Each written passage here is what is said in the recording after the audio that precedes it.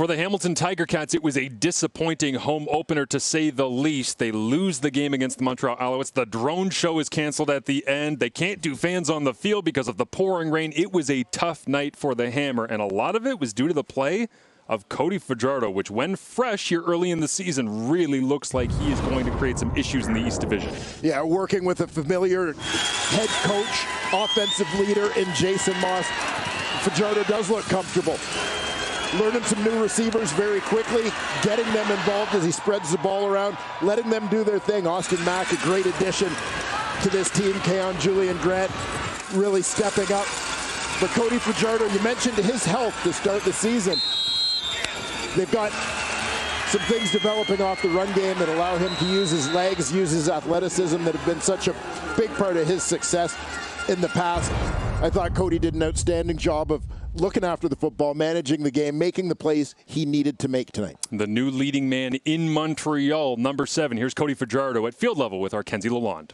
Well, Cody, a strong start. Of course, a game that has ups and downs. How would you describe this game overall? 3 phases. We did in all 3 phases. Offense, defense, special teams. Worthy gave us a huge spark with that return. And then our offense, we finished scoring in the red zone, and that was big for us. Defense had a huge pick 6 and did a great job all night of trying to keep them out of the end zone and holding them to field goals. I was just so proud. This was a full team effort, and we got a good squad here. We're just going to continue to get better. We're still young, still learning some things, and got some room to improve, but I'm excied about this group. It's never easy to come in the Hammer and pull out a win. You connected yet again with Austin Mack.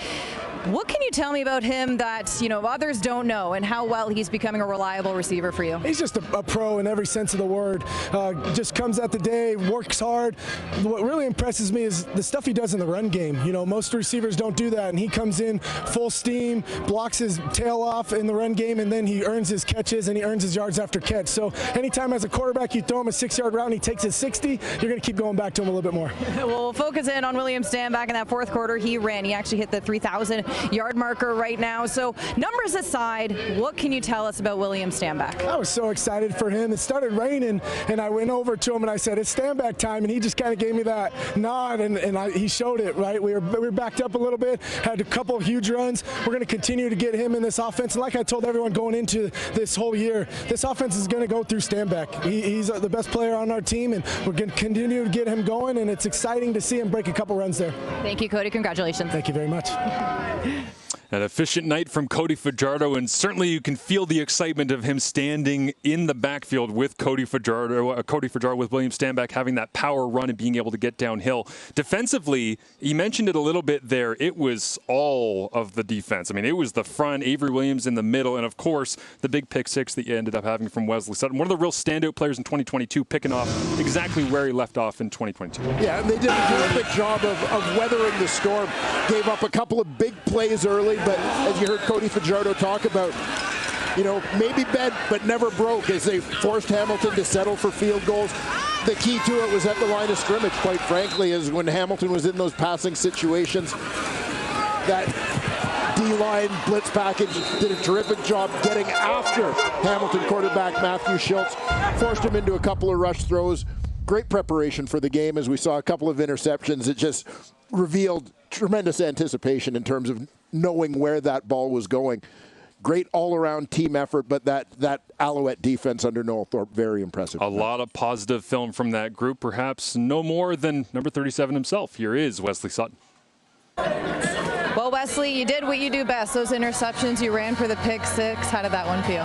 Felt amazing. I'm just grateful that I was able to make a play when the play was needed. And yeah, just running that end zone felt good. It was bittersweet. Felt really good. Well, you look at the D overall, there are some veteran players here. How much do you think that is going to help you guys as you move through the season?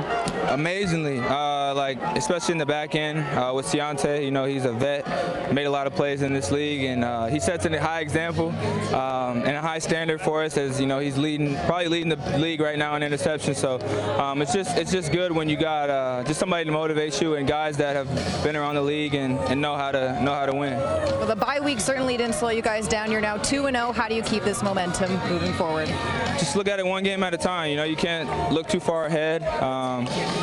get back into the film room and correct what we need to correct, and we can never get complacent. We got to continue to come out. I know Winnipeg's going to be hungry next week, so we are too. We can't just sit down and relax on this one. We got to keep going, and I believe these guys will. Great game, Wesley. Thanks for your time. I appreciate it. You as well. Wesley Sutton, certainly one of the leaders in that Montreal defense that has started off this season on such a hot streak with those 2 victories, of course, the bye week in the middle. The Hamilton Tiger Cats, they got a bye week now, Duane, and they're 0-3 to start the year where they're hosting the Grey Cup here in Hamilton. It's not even close to being over. The CFL is a long season, as everyone knows, but certainly not the way they wanted to start it. What do you do if you are Hamilton to try and get things back on track here? Yeah, number one, use that bye week and take a deep breath and reset. I think one of the big things for Hamilton is not allowing emotions to rule what you do right now, both from a coaching point of view, from a decision-making point of view, and just within the team itself. We saw a little bit of frustration at the end of this one from a number of different Hamilton players, and I think they've got to stem that. There are some positives out there, but this is a team that needs to really figure out how to buckle down at critical times, and that's when you get in those third down situations, you get in scoring positions, and they're making mistakes that are leading them to have to settle for field goals or to turning over the football.